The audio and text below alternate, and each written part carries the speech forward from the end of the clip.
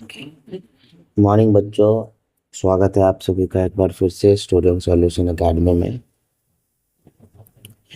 तो हम पिछले क्लास में पढ़ रहे थे स्टूडेंट, अपनी जो पिछली क्लास की चैप्टर थी वो थी सेकेंड चैप्टर नवोदय का, जिसकी हेडिंग थी साउंड।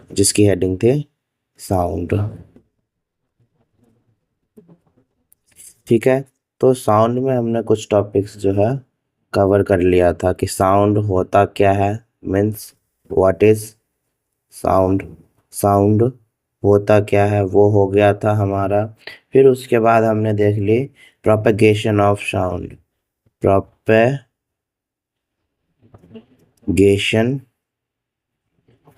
ऑफ साउंड यानी कि जो साउंड की प्रॉपर्टी होती है तीन टाइप की, वो हमने देख ली। एक देख ली सॉलिड में साउंड कैसे होता है, दूसरा लिक्विड में साउंड कैसे होता है, और तीसरा गैस में साउंड कैसे होता है।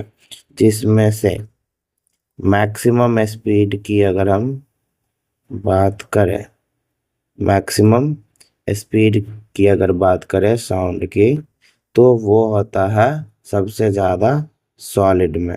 Maximum speed of sound always in solid. और मिनिमम की बात करें, minimum speed of sound, minimum speed of sound यानी कि जो है सबसे कम अगर बात करें साउंड की स्पीड, तो वो होता है गैस में। ठीक है, सबसे ज़्यादा होता है सॉलिड में और सबसे कम होता है गैस में। अपार्ट फ्रॉम दिस, इसके बाद जो हमने एक टॉपिक और डिस्कस कर ली थी, वो थी टर्म्स। जो है साउंड की जो कौन कौन से टर्म्स थे वो देख ली थी। तो इसके बाद हमने देख ली थी terms related to sound. Terms related to sound भी टॉपिक हमने जो है कवर कर लिया था। और टर्म्स में अगर बात करें हम लोगों ने क्या क्या चीज़ पढ़ी थी, तो एक जो थी अपने सबसे पहले हेडिंग, वो थी अपने वाइब्रेशन की। क्या थी? वाइब्रेशन की। अभी वाइब्रेशन मैंने आपको पिछली क्लास में ही समझा दिया था कि वाइब्रेशन क्या होता है और कैसे होता है। और वाइब्रेशन के बाद थी अपनी वेवलेंथ। क्या थी? Wave length. वेव लेंथ भी मैंने आपको ग्राफ की मदद से बता दिया था ऐसे। तो यहाँ से ये क्या हुआ, फर्स्ट हाफ वेव, फिर सेकंड हाफ वेव। तो इस तरफ पॉजिटिव हाफ और इस तरफ नेगेटिव हाफ।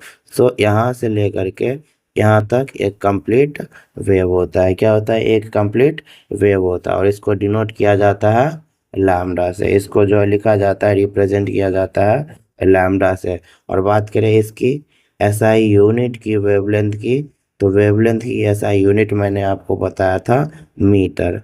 वेवलेंथ की एसआई यूनिट मैंने बताया था मीटर, यानी कि एम। ठीक है। अच्छा, वाइब्रेशन हो गया था हमारा, वेवलेंथ हो गया था। इसके बाद हमने पिछली ही क्लास में और टॉपिक पढ़ी थी, वो थी अपनी एम्पलीट्यूड। क्या थी? एम्पलीट्यूड। अच्छा, एम्पलीट्यूड को एक बार फिर से हम जो है रिवाइज अगर करना चाहें तो क्या कर सकते हैं? एम्पलीट्यूड किसको कहा था हमने? तो हमने बताया था कि एम्पलीट्यूड जो होता है वो वाइब्रेशन ही होता है।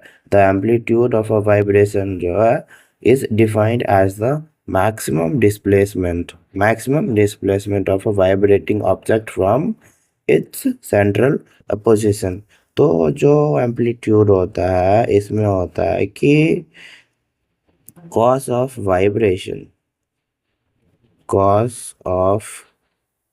vibration, how much how much an object how much an object displaced from its place displaced from its central position की। जो भी ऑब्जेक्ट है वो अपने सेंट्रल पोजीशन में से इनिशियल पोजीशन, पहले जहाँ भी था, वहां से कितना मूव किया है, वहां से कितना मूव किया है। For example, if this is a stool, if this is a stool, और यहाँ पे एक हम कुछ क्या रख लें, कोई भी एक ऑब्जेक्ट रख लेते हैं, ठीक है। अब यहाँ पे हमने हिट करना है, यहाँ पे हमने हिट करना है, तो इस टेबल में जो वाइब्रेशन आएगी, इस टेबल में ऐसे जो वाइब्रेशन आएगी, इस वाइब्रेशन के वजह से ये जो सामान हमने रखी है ऑब्जेक्ट, ये कुछ तो मूव करेगा, कुछ तो मूव करेगा, उसी को बोलते हैं हम लोग एम्पलीट्यूड, उसी को बोलते हैं हम लोग एम्पलीट्यूड, ठीक है, उसी को बोलते हैं हम लोग एम्पलीट्यूड। अच्छा, इसके बाद इसके बाद क्या था कि एम्पलीट्यूड में मैंने क्या बताया था, एक चीज़ और, कि एम्पलीट्यूड को जो हम डिस्क्राइब करते हैं सीधी सीधी सिंपल भाषा में, कि जितना ऑसिलेशन होता है, how much far the oscillation object is displace from the central position. तो जितना ज़्यादा ऑसिलेशन होगा उतना ज़्यादा पोजीशन डिस्प्लेसमेंट होगी। तो नोट में अगर आप इसमें और ऐड करना चाहे तो कर सकते हैं कि the much oscillation, the much oscillation,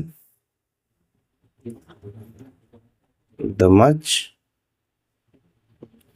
displacement of, the much oscillation, the much displacement of object from its central position, from its central position, ठीक है। जितना ज़्यादा ऑसिलेशन होगा उतना ज़्यादा जो है ऑब्जेक्ट अपने सेंट्रल पोजीशन से मूव करेगा। ये होती है अपनी एम्पलीट्यूड। और मैंने क्या बताया, इसको रिप्रेजेंट की बात करने की बात करें तो इसको रिप्रेजेंट किया जाता है कैपिटल ए से, कैपिटल ए से, ठीक है, कैपिटल ए। अच्छा, इसके बाद हमने देखी थी एक टाइम पीरियड, इसके बाद हमने एक चीज़ और कवर करी थी, वो थी अपनी टाइम पीरियड। अच्छा, टाइम पीरियड यानी कि कैपिटल टी से इसको हमने रिप्रेजेंट किया था। अच्छा, टाइम पीरियड क्या बोला हमने, तो टाइम पीरियड किसको कहते हैं, टाइम पीरियड कहता है कि वाइब्रेशन या ऑसिलेशन, वाइब्रेशन या ऑसिलेशन, एक वाइब्रेशन या ऑसिलेशन कंप्लीट करने में जितना समय लगता है, the time taken by vibration or oscillating object to complete one vibration। तो एक वाइब्रेशन कंप्लीट करने में, यानी कि एक ऑसिलेशन यहाँ से शुरू हुआ, ये पॉजिटिव और ये नेगेटिव, ये हाफ और ये भी हाफ, तो half plus half is equals to 1। तो टू कंप्लीट वन वाइब्रेशन और oscillation sorry, time taken to complete one vibration or oscillation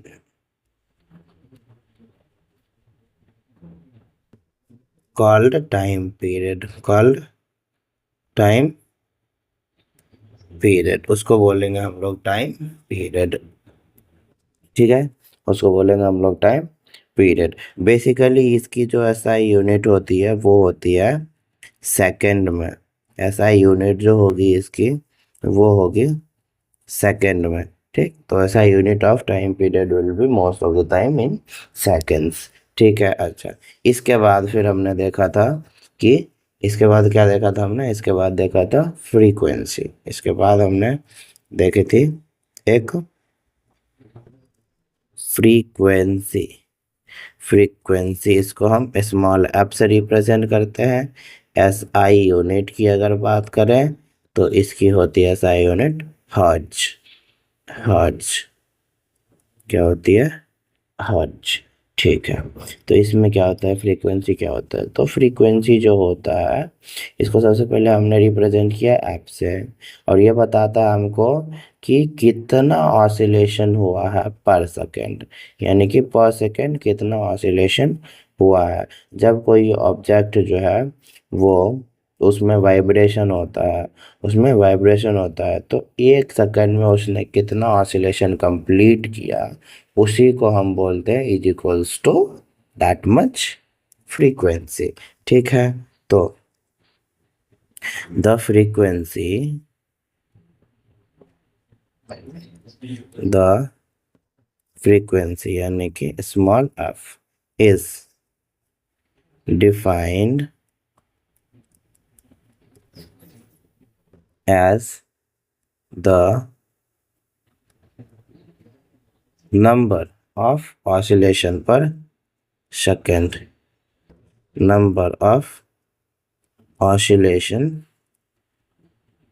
per second, number of oscillation per second, उसको क्या बोलते हैं, उसको बोलते हैं हम लोग फ्रीक्वेंसी, उसको बोलते हैं हम लोग फ्रीक्वेंसी। ठीक है, उसको बोलते हैं हम लोग फ्रीक्वेंसी। और मैंने बता दिया आपको इसकी एसआई यूनिट के बारे में, इसकी एसआई यूनिट होती है हर्ट्ज, इसकी एसआई यूनिट होती है हर्ट्ज। तो उसी तरह क्या होता है कि एक सेकंड में जितना भी वाइब्रेशन या ऑसिलेशन होगा इज इक्वल्स टू उतना फ्रीक्वेंसी। तो आगे लिखेंगे नंबर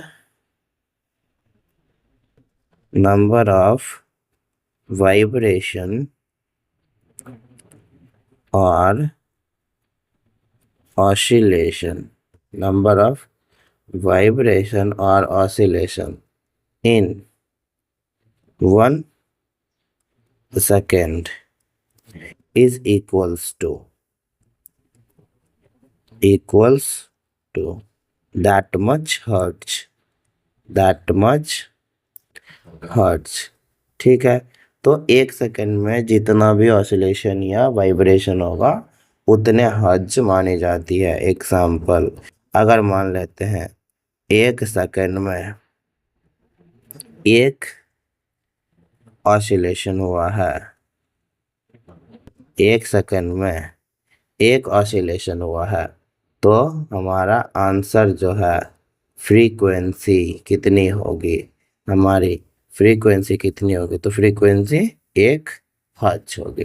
ठीक है, सिमिलरली उसी तरह से अगर एक सेकंड में 20 ऑसिलेशन हुआ है, एक सेकंड में 20 ऑसिलेशन हुआ है, तो हमारा आंसर जो होगा यानी कि फ्रीक्वेंसी कितनी होगी, तो फ्रीक्वेंसी होगी 20 हर्ट्ज, 20 हर्ट्ज। तो फ्रीक्वेंसी का मतलब होता है एक सेकंड में जितना भी वाइब्रेशन हो या ऑसिलेशन हो, एक सेकंड में वो हो जाती है हमारी फ्रीक्वेंसी, उतना हर्ट्ज। जैसे यहाँ से यहाँ से यहाँ से यहाँ से अगर ऐसे हम चले, ठीक है, ऐसे हम चले तो एक कंप्लीट यहाँ से यहाँ तक पूरे एक, फिर यहाँ से यहाँ तक पूरे 2, फिर यहाँ से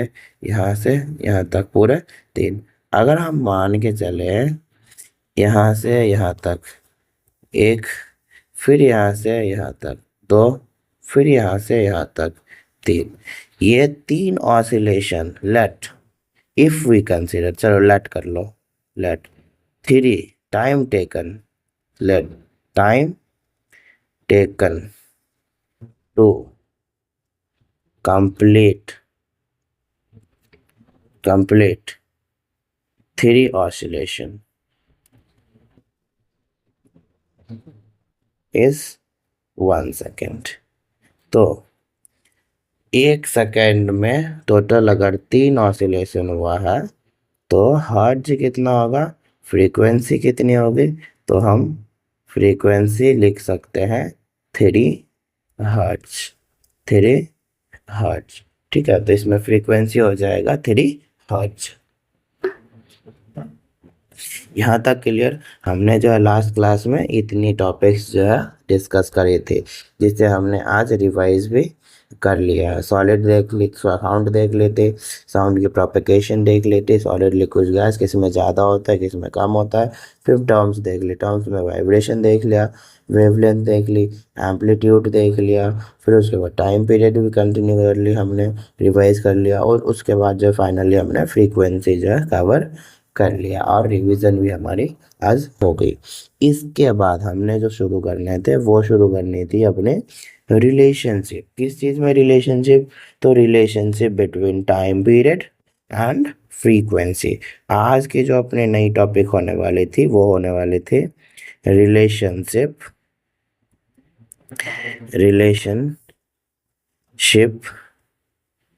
बिटवीन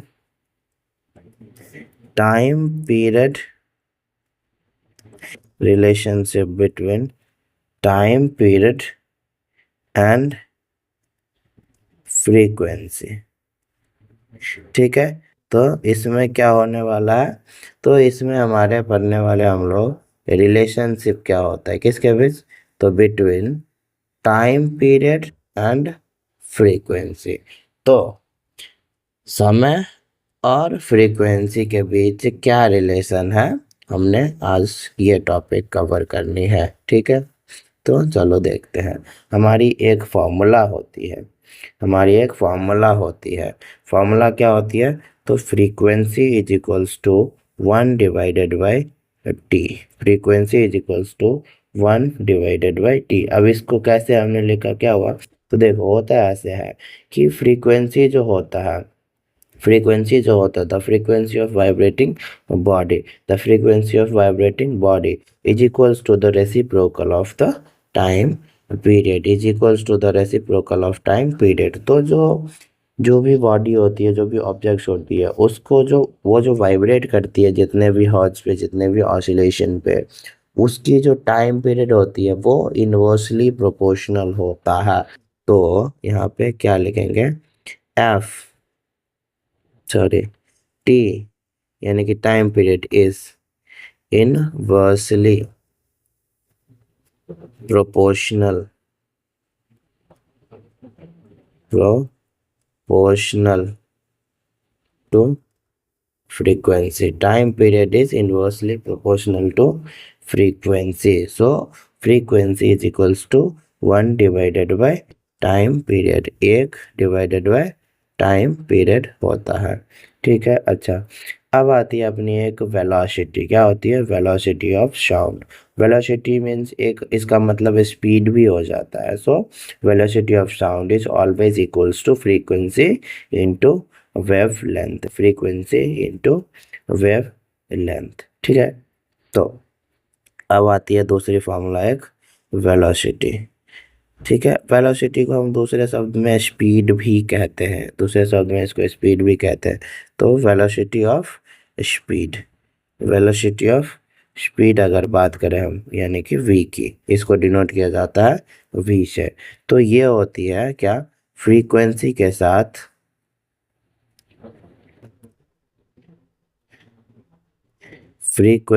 साथ गुना कर देते हैं हम लोग वेवलेंथ को, ठीक है, तो v is equals to N into lambda. अभी v किसका है? इसमें हम बात करें अगर v, ये फॉर्मूला कैसे लिखा हमने, और फॉर्मूला में जो भी लिखा है उसका क्या क्या मतलब है। तो यहाँ पे जो v है, इस v का मतलब हो गया velocity of speed.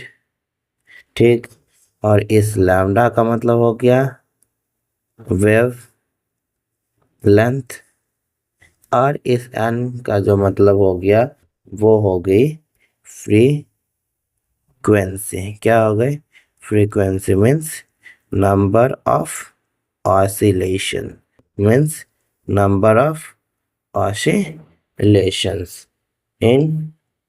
Number of oscillations per time period, ठीक है। ये होती है अपनी दूसरी formula, v is equals to N into lambda, N into lambda. चलिए इतनी हो गई। अब हमने देखना है स्पीड, अब हमने देखना है स्पीड। स्पीड क्या होता है, हेडिंग डालेंगे स्पीड की, हेडिंग डालेंगे स्पीड की। स्पीड क्या होता है, देखो इसमें क्या होता है कि जितना भी दूरी हमने तय करी, जितना भी दूरी हमने तय करी बाय अ वेव, एक वेव के द्वारा जितना भी दूरी तय किया गया और उसके द्वारा जितना समय लिया गया उसको बोलते हैं हम लोग स्पीड। वैसे जनरल फॉर्मूला क्या होता है स्पीड की, स्पीड इज इक्वल्स टू क्या लिखते हो, डिस्टेंस और डिवाइड में टाइम, डिस्टेंस डिवाइड में टाइम, इसी को तो स्पीड बोलते हैं। इसका मतलब क्या हुआ कि स्पीड कैसे निकालेंगे, जितना सा डिस्टेंस कवर किया गया और कितना टाइम लिया गया दोनों को डिवाइड करेंगे। मान लो कि 100 किलोमीटर की दूरी तय की गई, कितने मिनट में, 100 किलोमीटर की दूरी तय कर ली गई मान लो 2 घंटे में, 2 घंटे में, तो इसको डिवाइड करेंगे कितना होगा 50। तो स्पीड कितना निकलेगा हमारा, स्पीड निकलेगा 50 किलोमीटर पर आवर। ये होता है जनरल, ये होता है हमारा जनरल। तो इसी के बेसिस पे हमारी आगे की भी फॉर्मूला बनेगी। तो स्पीड क्या होता है, वो होता है कितना दूरी तय किया गया, कितना समय लिया गया, दोनों को डिवाइड करने के बाद जो आती है रिजल्ट वो होता है हमारा स्पीड, वो होता है हमारा स्पीड। और ये जो किलोमीटर आवर है ये आपके यूनिट पे डिपेंड करता है। अगर आपने मीटर में डिस्टेंस ट्रैवल करी है तो बेसिकली वहाँ पे सेकेंड में होंगे आपके टाइम लिया हुआ, कितना टाइम आपने ली थी। और अगर आपने किलोमीटर में दूरी तय करी है तो वहाँ पे जो आपकी टाइम पीरियड होगी वो होगी आवर्स में, यानी कि घंटे में। ठीक है, अब बात करें वी स्पीड, तो स्पीड जो है, स्पीड जो है, स्पीड को हम रिप्रेजेंट करते हैं, speed represented as V, speed को रिप्रेजेंट करते हैं हम लोग वी से, स्पीड को रिप्रेजेंट करते हैं हम लोग वी से। और एस आई यूनिट जो होता है, एस आई यूनिट जो होता है स्पीड की, एस आई यूनिट जो होता है स्पीड की वो होती है मीटर पर सेकेंड, मीटर METER, मीटर पर सेकेंड। इसका स्पीड का क्या यूनिट होता है, वो होता है मीटर पर सेकेंड, मीटर पर सेकेंड। ठीक है, अच्छा, और मैंने फॉर्मूला भी आपको ऊपर ही लिख दिया, स्पीड की distance covered by the time period, right, time taken to cover the distance, time taken to cover distance, या फिर distance per time, distance per time. अब फॉर्मूला लिखेंगे v is equals to, v is equals to lambda divide में t, lambda divide में t। अब हम sound पढ़ रहे हैं, तो साउंड पढ़ रहे हैं तो हमारी जो डिस्टेंस होगी वो होगी किस में, वो होगी हमारी लैम्डा में, वो होगी हमारी लैम्डा वेवलेंथ, यानी कि वाइब्रेशन, यानी कि ऑसिलेशन, यानी कि ऑसिलेशन। ठीक है, यानी कि ऑसिलेशन। तो अब यहाँ पे देखेंगे इसको क्या बोलेंगे, ये v जो है ये वेलोसिटी ऑफ स्पीड, यानी कि ये क्या है, स्पीड है। ये लैम्डा क्या है, ये वेव लेंथ है, ये क्या है, वेव लेंथ है, यानी कि ऑसिलेशन, यानी कि ऑसिलेशन, या फिर हम वाइब्रेशन भी इसको बोलते हैं। ठीक है, अच्छा, ये टाइम t क्या है, टाइम पीरियड, ये t क्या है, टाइम पीरियड। तो कितना समय लगा एक ऑसिलेशन कंप्लीट करने में उसको बोलते हैं हम लोग टाइम पीरियड, उसको बोलते हैं हम लोग टाइम पीरियड। ठीक है, तो ये हो गई। अगर हम चाहें तो इसको कैसे लिख सकते हैं, speed is equals to frequency into velocity, जो मैंने ऊपर ही आपको लिख दी, speed is equals to frequency into velocity, speed is equals to frequency into velocity भी लिखते हैं एक तरीके से। अब ज़रा एक एग्जांपल पे हम चले, तो मान लेते हैं कि find the speed, find the speed of velocity, या फिर find the velocity speed, find the velocity speed of an object, of an object whose oscillation is 20 per second, whose oscillation is चलो 20 मीटर ले लो, 20 metre पर second, 20 metre पर second, 20 metre पर second आपकी oscillation दे दिया। बोल रहा है कि आपको वेलोसिटी स्पीड निकालो, तो वेलोसिटी स्पीड की formula V lambda divide by T. तो हमारी लैम्डा की वैल्यू कितनी है, 20 है, और कितना समय लिया था, पर सेकेंड है, कितने पर सेकेंड है। तो अगर पर सेकेंड लिया है मतलब 1 सेकेंड में 20 मीटर चला है, तो टाइम मेरा है 1 सेकेंड, तो ये हो जाएगा 20 मीटर पर सेकेंड। तो वेलोसिटी हमारी कितने निकलेगी, 20 मीटर पर सेकेंड, यानी कि स्पीड कितना निकला, स्पीड निकला 20 मीटर पर सेकेंड, 20 मीटर पर सेकेंड। क्लियर। अब आगे अब बात कर लेते हैं इसकी थोड़ी सी टर्म्स एंड कंडीशंस के बारे में, टर्म्स एंड कंडीशंस के बारे में। ठीक, तो होता क्या है एक्चुअली कि साउंड की जो स्पीड है वो इंक्रीज होती है जब कभी भी जो टेम्परेचर इंक्रीज हो तब। नोट में लिख लेंगे, नोट में लिख लेंगे speed of sound, speed of sound क्या होता है, इंक्रीज होता है, बढ़ता है if temperature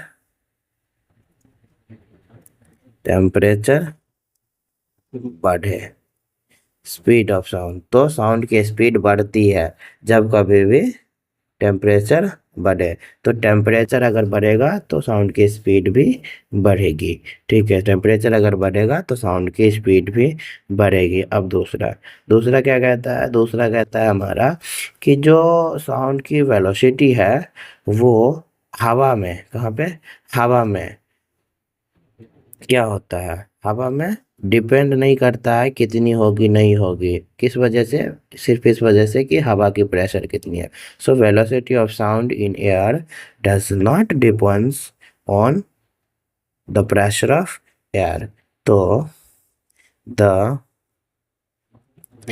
velocity of air does not depends on the air pressure. ठीक है, तो हवा की दबाव कितना है, सिर्फ इसके वजह से, हवा का दबाव कितना है सिर्फ इसके वजह से ये डिपेंड नहीं करेगा कि जो है वेलोसिटी कितनी है साउंड की, वेलोसिटी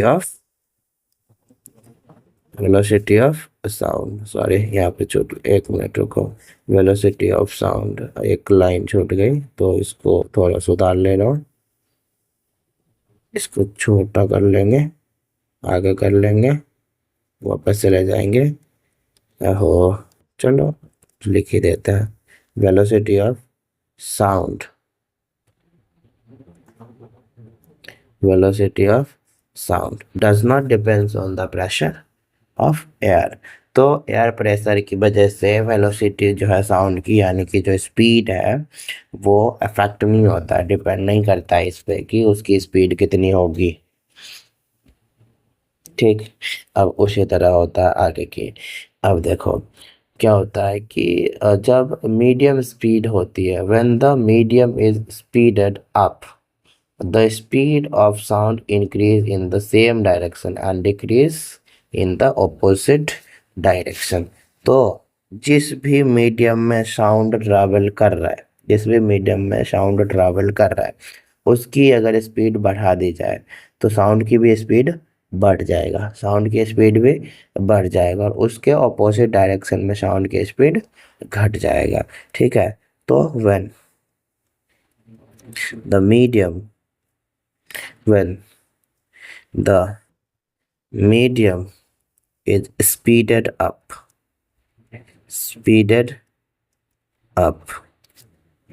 then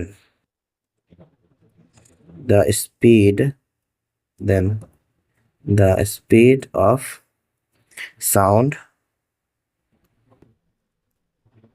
increased। तो क्या होता है कि उस साउंड की स्पीड क्या होती है, इंक्रीज हो जाती है। कौन से डायरेक्शन में, इन द सेम डायरेक्शन, जिस डायरेक्शन में मीडियम की स्पीड बढ़ाई गई है उस डायरेक्शन में साउंड की स्पीड जो है बढ़ जाएगी। बट क्या होता है, उल्टे डायरेक्शन में, but in opposite direction, but in opposite direction, but in opposite direction speed of sound decrease, speed of sound decreased। ठीक है, तो उसके उल्टे डायरेक्शन में साउंड की जो स्पीड है वो कम हो जाती है। अब जरा एक एग्जांपल के तौर पे समझे, ऐसे अपनी रेल की पटरियां हैं, इस पे चुक चुक चुक चुक करते जो है गाड़ी आ रही है। मान लो गाड़ी इस तरफ आ रही है, गाड़ी इस तरफ आ रही है, तो मीडियम हमारा क्या है, ये रेल की पटरी है, रेल की पटरी है। ये जो है रेलवे ट्रैक है, ये क्या है, रेलवे ट्रैक है। और कैसा है, सॉलिड है। और हमने बताया आपको कि सबसे ज़्यादा स्पीड किस में होता है, सबसे ज़्यादा सॉलिड में होता है। अब सॉलिड है तो सॉलिड हो गया, तो इस पे स्पीड कैसा होगा, वो होगा मैक्सिमम। सॉलिड है तो स्पीड कैसा होगा, यहाँ पे सॉलिड में हमारा स्पीड होता है मैक्सिमम, स्पीड मैक्सिमम यानी कि मैक्स स्पीड। ठीक है, स्पीड होगा मैक्सिमम। ठीक, अब इस डायरेक्शन में आ रही है, तो इस डायरेक्शन में आ रही है तो मीडियम भी बढ़ गया, मीडियम की स्पीड क्या हुआ, बढ़ गई। अभी मीडियम की स्पीड इधर बढ़ी है, मीडियम की स्पीड इस डायरेक्शन में है, तो हमारी स्पीड ऑफ साउंड भी किधर होगा, इधर ही होगा। ठीक है, और इधर बढ़ेगा, इधर बढ़ेगा। मीडियम ऑफ स्पीड इधर बढ़ी है तो स्पीड ऑफ साउंड भी इधर ही बढ़ेगा। इधर जो है मीडियम ऑफ स्पीड कम हुई है, मीडियम ऑफ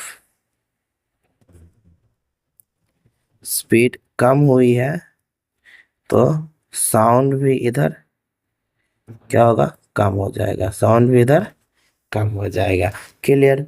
तो मीडियम स्पीड जिधर भी बढ़ता है साउंड भी उधर बढ़ जाता है, मीडियम स्पीड जिधर कम होता है साउंड भी उधर कम हो जाता है। ठीक है, चलो आगे। अब साउंड जो है, स्पीड ऑफ साउंड जो है एयर में, यानी कि जो ध्वनि की गति है उसकी वेव जो है हवा में बढ़ती है, पर कैसे, तो अभी मैंने क्या लिखा ऊपर कि वेलोसिटी ऑफ स्पीड, यानी कि जो साउंड की जो स्पीड है वो डिपेंड नहीं करता कि एयर में कैसा हो, एयर प्रेशर के वजह से कैसा हो। एयर प्रेशर की वजह से किसी भी तरह से जो स्पीड है जो साउंड की वो इम्पैक्ट नहीं होगा, लेकिन हाँ ह्यूमिडिटी के वजह से होता है, ह्यूमिडिटी के वजह से होता है।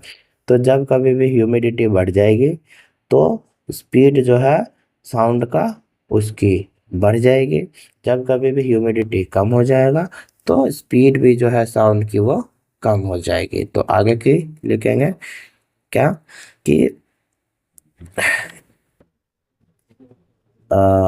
Humidity, humidity, humidity in air, humidity in air अगर वो बढ़ी तो रिजल्ट क्या आएगा, speed of, speed of sound wave, speed of sound wave ये भी बढ़ेगा। अगर ह्यूमिडिटी कम हुई, अगर ह्यूमिडिटी इन एयर वो कम हुई तो स्पीड ऑफ साउंड भी, स्पीड ऑफ साउंड वेव भी कम हो जाएगा, स्पीड ऑफ साउंड वेव भी कम हो जाएगा। ठीक है, तो जैसे जैसे ह्यूमिडिटी बढ़ेगी एयर में साउंड की स्पीड भी बढ़ेगी, जैसे जैसे कम होगा साउंड की स्पीड भी कम होगा। ठीक है, अब मैंने क्या बताया था आपको, साउंड की स्पीड सबसे ज़्यादा किस में होता है, सॉलिड में। साउंड की स्पीड सबसे ज़्यादा किस में होता है, सॉलिड में। सबसे कम किस में होता है, गैस में। सबसे कम किस में होता है, गैस में। ठीक है, बस इतना क्लियर। अब आगे देखिए क्या होता है कि साउंड की स्पीड जो है वो कम होती है जब हम बहुत दूर जाते हैं सॉलिड जेस्चर से। अब हमने नोट में एक पॉइंट आपको बताया था, नोट में एक पॉइंट बताया था कि speed of sound speed of sound is fastest. सबसे ज़्यादा किस में होता है? सबसे ज़्यादा होता है सॉलिड में, सबसे ज़्यादा होता है सॉलिड में। चलो एक एग्जांपल हम ले लें, इसके एग्जांपल ले लेते हैं स्टील की। किसकी? स्टील की। तो क्या होता है, मान लो एक स्टील रॉड ले लिया ऐसे,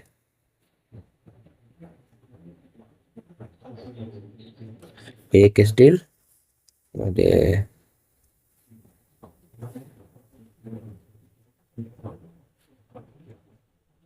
एक स्टील रॉड ले ली, चलो ऐसे ही, ठीक है।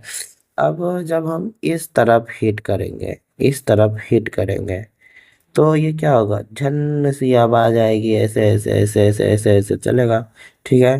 पर यहाँ पे वाइब्रेशन ज़्यादा होगा, इस पॉइंट पे वाइब्रेशन ज़्यादा होगा, शुरू वाले पॉइंट पे वाइब्रेशन ज़्यादा होगा, ठीक है। धीरे धीरे धीरे धीरे ये दूरियाँ बढ़ेगी, तो क्या होगा कि वो जो वाइब्रेशन है पूरे स्टील पे फैलेगा, तो इस पॉइंट पे वाइब्रेशन जो है मिनिमम आ जाएगी, मिनिमम वाइब्रेशन, मिनिमम वाइब्रेशन, और इस पॉइंट पे मैक्सिमम वाइब्रेशन होगी, इस पॉइंट पे मैक्सिमम वाइब्रेशन होगी, ठीक है। इस पॉइंट पे वाइब्रेशन अपनी क्या होगी, वो मैक्सिमम होगी, ठीक। अब हम एक कंक्लूजन पे आए, तो स्पीड ऑफ साउंड की बात करें, स्पीड ऑफ साउंड की बात करें, तो सबसे ज़्यादा होता है सॉलिड में, फिर होता है लिक्विड में, और सबसे कम होता है गैस में। तो सबसे ज़्यादा सॉलिड में, फिर लिक्विड में, और फिर गैस में। सबसे ज़्यादा सॉलिड में, फिर लिक्विड में, फिर गैस में। यहाँ तक क्लियर सारे पॉइंट? यहाँ तक क्लियर। तो आज हमने क्या देख ली? आज हमने कवर कर ली रिलेशनशिप। किसकी रिलेशनशिप? तो रिलेशनशिप हमने देख ली कि टाइम पीरियड और फ्रीक्वेंसी की रिलेशनशिप कैसी होती है। फिर हमने स्पीड की फॉर्मूला देख ली, वेलोसिटी, वेलोसिटी ऑफ स्पीड देख ली। वेलोसिटी ऑफ स्पीड में क्या देखा हमने, ये कैसे v इज इक्वल्स टू जो है वो लैम्डा डिवाइड बाई टी होता है, यानी कि distance travel and time taken, उसके हिसाब से, ठीक है। अब फिर हमने उसके बाद देखा वेलोसिटी ऑफ स्पीड में फ्रीक्वेंसी और वेवलेंथ हमको दिया रहा है, तो हम लोग कैसे कैलकुलेट करते हैं। इसके बाद हमने जो है इसकी कुछ कैरेक्टरिस्टिक्स देख लिए, इसके कुछ टर्म्स एंड कंडीशंस देख लिए, कहाँ पे कैसे कितना स्पीड में क्या होती है साउंड की स्पीड। अब जो है हम शुरू करेंगे इसमें, अगली टॉपिक अपनी है वो है कैरेक्टरिस्टिक्स ऑफ साउंड। तो कैरेक्टरिस्टिक्स ऑफ साउंड में हम पढ़ेंगे लाउडनेस के बारे में, पिच के बारे में, और इसकी क्वालिटी के बारे में। फिर जो अपनी अगली टॉपिक होगी वो होगी range, range of hearing, range of hearing. तो जो सुनने की जो फ्रीक्वेंसी होती है, लिमिटेड डेसिबल्स एंड हर्ट्ज, वो कितना होता है। जैसे ह्यूमन बॉडी जो ह्यूमंस के लिए जो रेंज होती है वो होती है 20 से लेकर के 20,000 तक, ठीक है। तो इसको हम क्या बोलते हैं, कौन सी फ्रीक्वेंसी बोलते हैं, इससे कम वाले की क्या बोलते हैं, इससे ज़्यादा वाले की क्या बोलते हैं, कम वाले कौन सुनता है, ज़्यादा वाले कौन सुनता है, ठीक है। वो सारी चीज़ें हम हमारी बच रही है। फिर बच रहा है इसके बाद अपना नॉइस और म्यूजिक, यानी कि शोर और संगीत के बारे में देखेंगे। फिर देखेंगे नॉइस पॉल्यूशन।